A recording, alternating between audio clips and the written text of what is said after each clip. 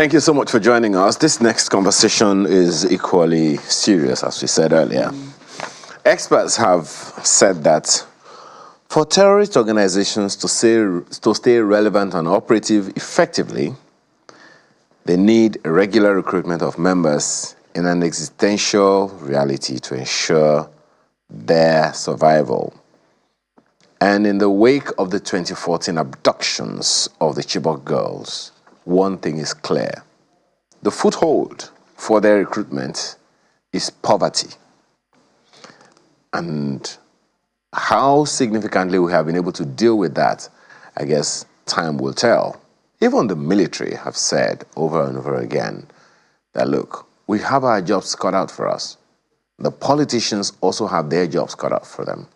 So for as long as there is poverty, there's inequality, there's social,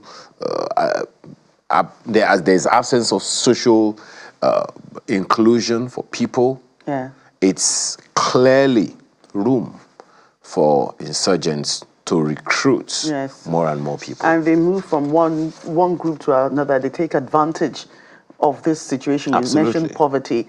We've had the first group that was causing mayhem, Boko Haram. Now we have Lakurawa, or what do they call themselves? And, you know, it's clearly taking advantage of, you know, this situation, especially in those areas where they've, you know, taken a foothold. And, you know, they just don't want to go away. And they've been designated terrorists by the government, which means that action can actually be taken against them. So we understand that there is a Bonn International Center for Conflict Studies recommendation on Lakurawa recruitment drive. And we have one of them with us in the studio this morning. Mr. Oyewole Ogini is a senior researcher, Bonn International Center for Conflict Studies. He joins us virtually, as well as Mr. Mustafa Al-Hassan, a research associate, Overseas Development Institute, ODI Global. Both of them join us virtually. Thank you so much for joining us this morning. Mr. Ogini, let me begin with you. You have made some recommendations. First of all, what informed that? I know that my colleague, Joke here, has spoken to the fact that the Nigerian government officially designated Lakurawa as a terrorist organization, along with their compatriots, Boko Haram. First of all, what's the difference between these two in terms of their operation, in terms of their recruitment drive, in terms of their general existence? What's the difference between the two? Yeah, thank you very much, Mr. Shem. I think a very important point that you already mentioned, the difference between them is if you look at Boko Haram came on the notion that the recent modern system of government is corrupt and could not offer people what they want, and they use religion, a specific interpretation of Islam, to actually cajole people into joining them. But the difference with Lakurawa is Lakurawa came on board using the existing issue in northwest Nigeria, which is banditry. So Lakurawa came on board and, look, we're going to save you, we're going to protect you from these bandits. And that's the reason why Lakurawa came in. And then the difference again between Boko Haram, maybe Boko Haram is an old term to use now, you know, we can talk about JAS, we can talk about ISWAP, as they are splitted, and that also, you know, have difference in terms of their connection, where ISWAP is actually affiliated to the Islamic State, and Boko Haram remain the locally organized one, which also continue to, the JAS, continue to find its existence. But for Lakurawa, what is important to know is that Lakurawa came into Nigeria, specifically to Gudu, on the invitation of the local community leader who actually see the need for them to be able to save them from bandits. So this is the first point. The second point is the demographic of that Lakurawa and their connection to Mali, which is in the Sahel region, and different ethnic groups that actually consist of Lakurawa makes it a little bit complex and deadly. In the sense that first, if you look at Jinim, which is one of the major terrorist groups in Mali, has two components. The Jinim, which is actually formed by indigenous people who actually protested, and then they actually get into this sort of establishment of a government on their own. Then another arm of Jinim is Al-Qaeda. So they form this coalition together and they established as GNIM. So we find from our work also to see that when Lakrawa came to Nigeria, there was an instances where they engaged some government official and the Malia faction left. That was in 2018. But afterward, they remained there. Some of them also were banded in Niger Republic because some of them participated in the Libya fight in 2011, and the Nigerian government already sent some of them away. But they find their way back to Nigeria and they continue to exist in Nigeria. Maybe I can stop there, but I can also explain to you that in Gudu local government in Sokoto, for example, some of the interview we conducted, they explained that, look, our great ancestors actually had a link with Usman Danfodio, who actually found a solace in Gudu, and they also see it as a duty to protect the people there. So these actually have a link, and when you look at the composition of Lakrawa group, you could see also, for example, Malian, Nigerian, Mauritanian, and other group, even Chadian. So you could see it from their operation, and you could see how they don't even know the currency sometimes. But as it is now, they continue to recruit, and we can discuss, elaborate on this recruitment pattern from household level to individual level to leveraging how the state responds to the incidents of banditry in that region. Right. Mr. Al-Hassan, let me put this to you. We've talked about the Lakrawa and their own particular agenda, which is offering protection to communities either to assaulted or invaded by these other insurgent groups. But essentially, what kind of mindset do all these groups have, especially the Lakrawa, when it comes to recruitment? We do know that when we were talking earlier, I mentioned the fact that poverty and illiteracy and what have you, no safety social nets, were some of the things that fueled the recruitment with those that caused harm to the people. But the Lakrawa now group that wants to protect the communities, or that's what they say they want to do. How do they recruit? What's the recruitment target? Are they also recruiting from the fact that these people are also poverty stricken, if I could put it that way, and that's how they get them to work? Or what kind of members do they recruit? I mean, if you can answer that question for us.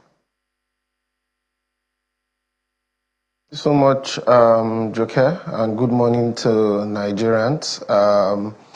I think when it comes to recruitment, it's important to highlight that recruitment thrives on vulnerabilities. And some of those vulnerabilities you have mentioned yourself, vulnerabilities around poverty, vulnerabilities around lack of education.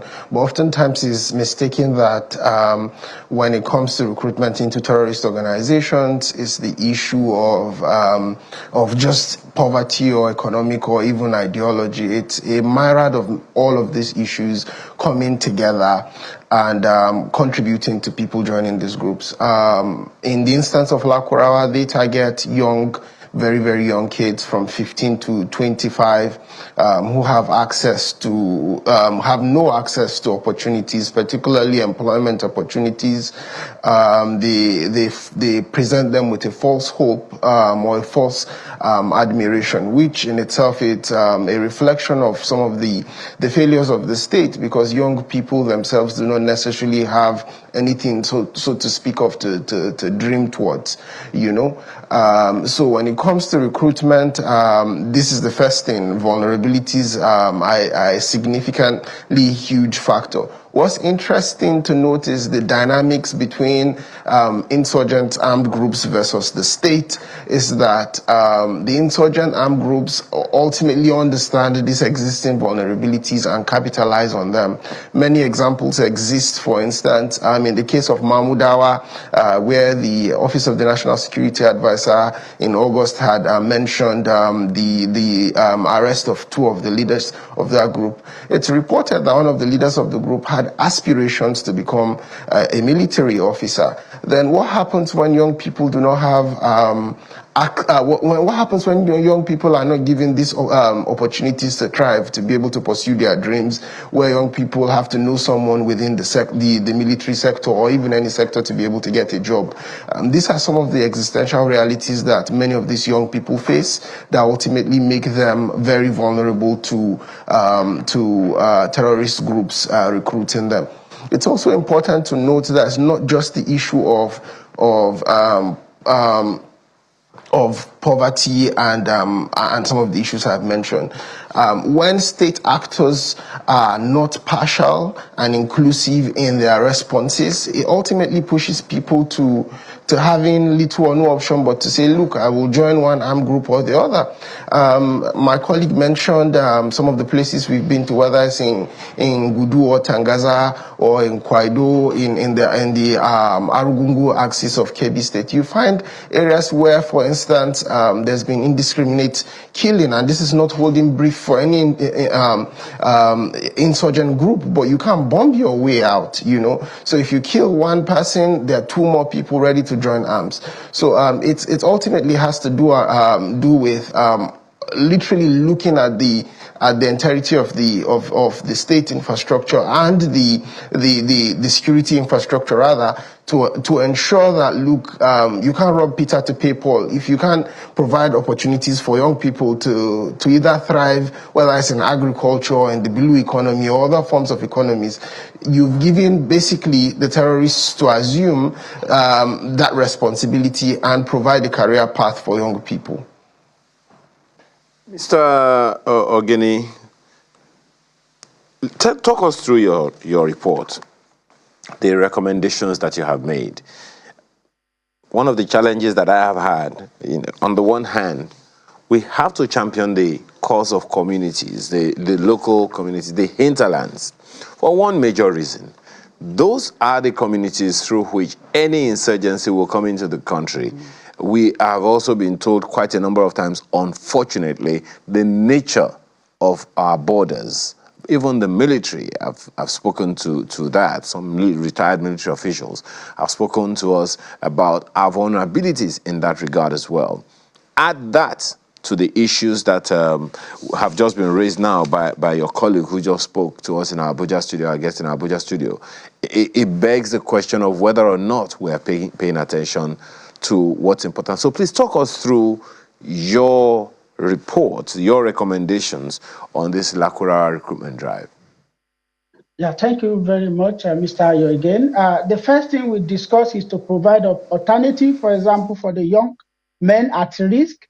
What is important to know is that the continued banditry activities in that axis enable, for example, has actually led to a change in wealth distribution at the community level. We have young people who engage in farming who could no longer go to farm anymore. We have young people who actually depend on the big farmers to go to school, to do other things, who could no longer do that. So in terms of vulnerability in that region, I would take, for example, last month, if you follow the trend, we had some interview where we were able to find out that Lakurawa did not just only operate in Northwest, but they are now moving even to North Central. So they kidnap a particular person who actually they use for mapping to see ministry asset, blah, blah, blah, in those areas. So right now, if you go to a place called Jibiao local government, what I know about this local government when I visited this area is that when we cross what we call Dole Canal side, is a river that is a 3-point river, which can be also a tourist site or an economy base that can be revitalized if the government is serious about it.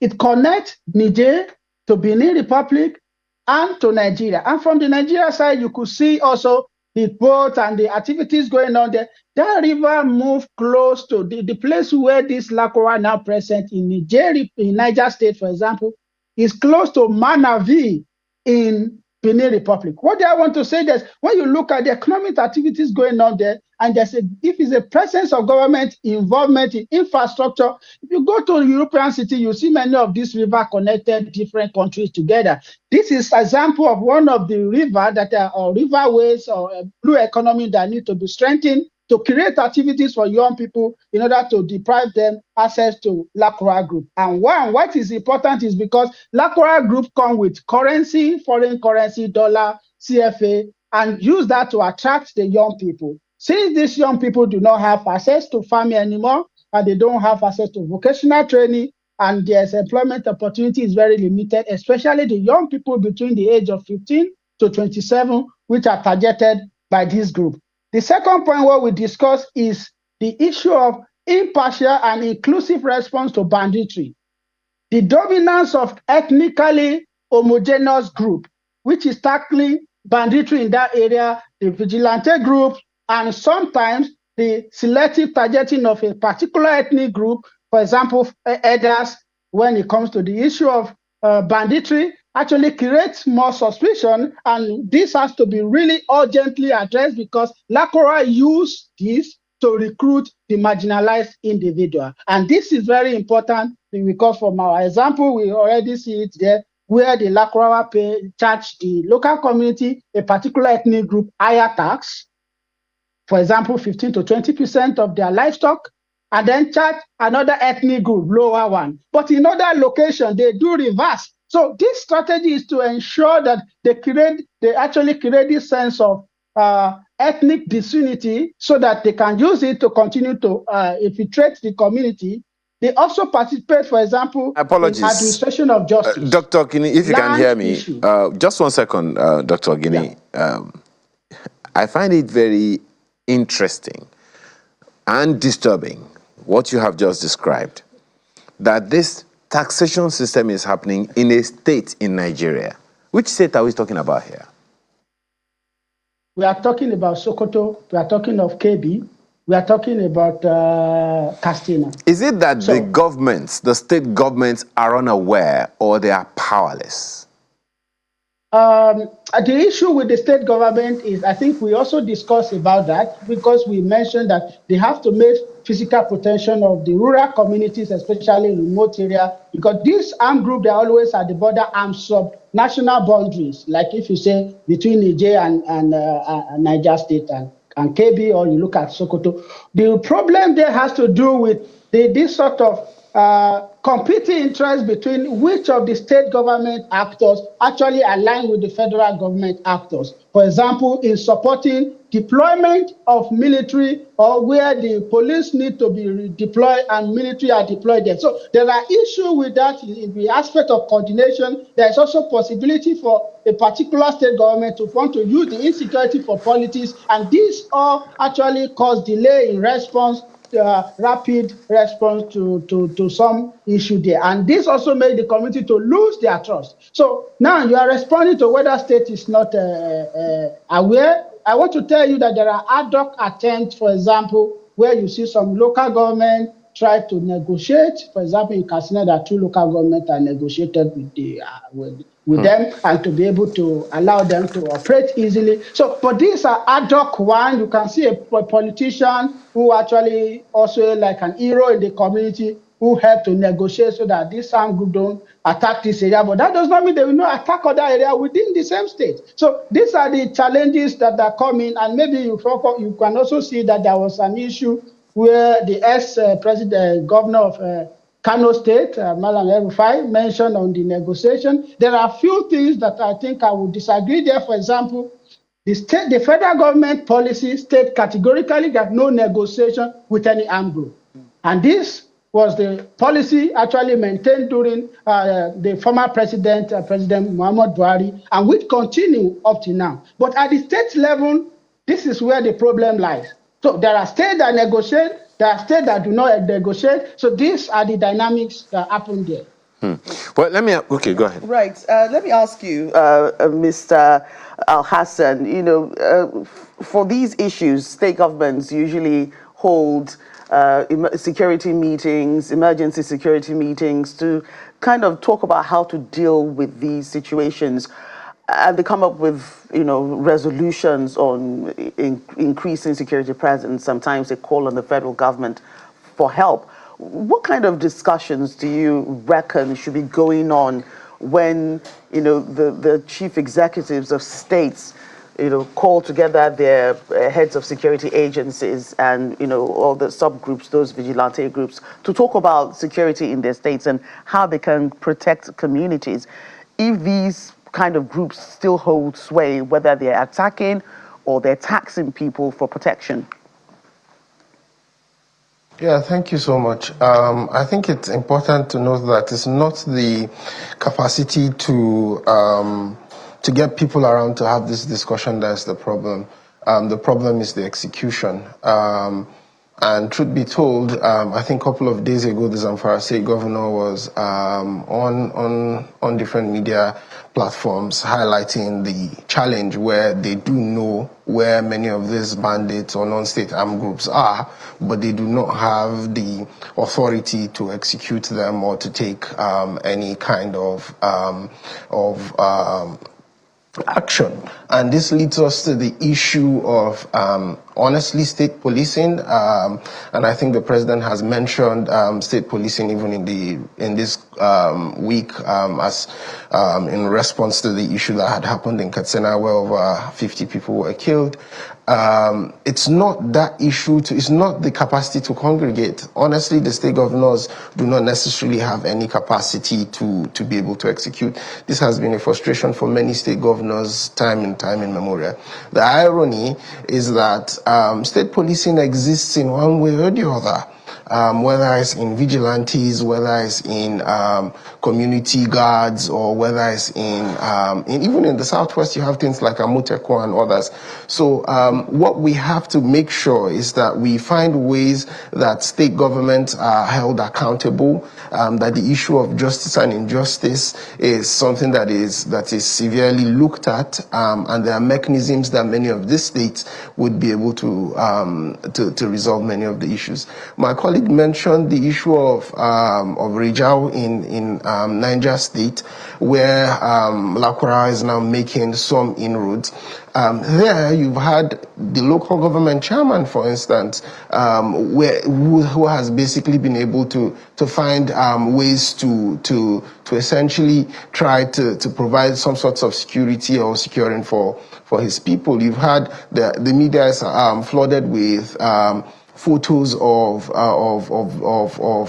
politicians who are actually supporting their states with or their constituents with arms and all of that. So it's important to note that we have to be ahead of the curve and not necessarily play catch up. At the federal level, state policing should be significantly discussed. The modalities for that has to come into place. And to respond to some of the things that Ayo mentioned with regards to taxing, as surprising as it may be, it is very, very true. And these taxation systems differ. It's not necessarily a question of does it happen, or I think when you're doing this work, you become very somewhat desensitized to the gravity of these issues. Non-state armed groups, even as early as this week, you've had non-state armed groups confiscating cattle from people and for people who have refused to pay taxes. When farmers or herders try to diversify, for example, they also go ahead, so diversify in terms of selling their cattle and wanting to relocate from the community and all of that. What the Lakura in particular have been able to do is to say, oh, you've sold your cattle and you want to go and buy maybe a tractor, a mowing machine. They essentially will force you to burn that mowing machine that you put in your blood, sweat and tears into. Now imagine what type of society are we creating? A society that is incredibly unjust, that puts people out of work, and ironically it creates that vicious circle that you mentioned earlier with regards to recruitment, because people they feel like, okay, the state has not protected us and all of that. Now, interesting in the twist of fate, this is the same thing that led to the invitation of Lakurawa in 2018 into the Nigerian borders. And despite negotiations with the state, at that time, a group of these Lakurawa members left. So until we fix the entirety of our security infrastructure, infrastructure, we ensure that the protection of remote communities is a priority. And just to add that when we don't protect a community, whether it's in Borgu, in Kwara State, or we don't protect a community because we think Niger State is far from Abuja, or we think that a state in Kebbi is far from Abuja, the truth is these terrorists have no other option but to keep on encroaching and keep on taking much more territory. Is it until they come to Abuja before we will act? You know, these are things that we ultimately really have to look into. Just to stress that the state authorities, some of them, particularly the state governors, their hands are tied to some extent, and they try as much as possible, even though they have to do much more. But these are the honest realities on ground. And with regards to livelihoods, you know, we've made mention, we've seen the collaboration between Lagos, for instance, and Kebbi State with the lake rice. Those are the types of initiatives that we're supposed to look at. When my colleague mentioned the area between Malinville, Dandi, and in Kebbi and Niger, it's a tri-point area. In any country in the world, that in itself, it's a beautiful place for a resort and other things, which will put young people to work, which will give them a sense of aspiration, a sense of ambition and all of that. The blue economy there is something else. Fishing, etc. We've learned from the northeast of how terrorists like ISWAP control the fishing value chain. Do we have to wait until Akura gets into that business before we move? No, we have to be proactive rather than reactive, you know. Another thing that's incredibly important to stress is the issue of strategic communication. This strategic communication channels, you have done a good job by inviting us here, but places like Kwedo, Arugungu, and Mera, they are 20-30 minutes or 20-30 kilometers away from the state capital. You should go there, you should interview people, you should have, in the same way you've done from with the issue of climate change, that we've had some people come and share community perspectives. You should bring these people so that it doesn't look like researchers are sat here in Abuja or sat in Bonn in Germany and discussing things that are not necessarily true. Highlight many of there are places across many of these communities where they don't even have access to policing. There's no issue of police before you even talk about military. And I think I've mentioned the issue of state policing. We can go on and on and on about this issue. I think another issue my friend has made mention is the issue of the politicization of Mr. Alhassan, just 1 second. My sincere apologies that we have completely run out of time, and clearly, you know, every time, particularly Dr. Ogini, we are talking about these issues, they are always like conversation starters, because before we are done talking about one, another one is already springing up. And this particular conversation is no different. We sincerely apologize that we can't take this any further at this time, but we certainly will get back to it, because it is an existential threat, as your report has said. Okay. Right, so we must thank you, gentlemen, once again for coming on the show. Oyewole Ogini, senior researcher, Bonn International Center for Conflict Studies, speaking to us virtually, and Mustafa Alhassan, research associate, Overseas Development Institute, speaking to us from our Abuja studios. Thank you, gentlemen, for coming on the show today. Thank you. Thank you for having us. So when we return, no, we are not fighting this time. However, it is for you to love yourself, but it's specific parts of yourself, which you don't see, by the way. The day you see it, there's a problem. We'll be right back.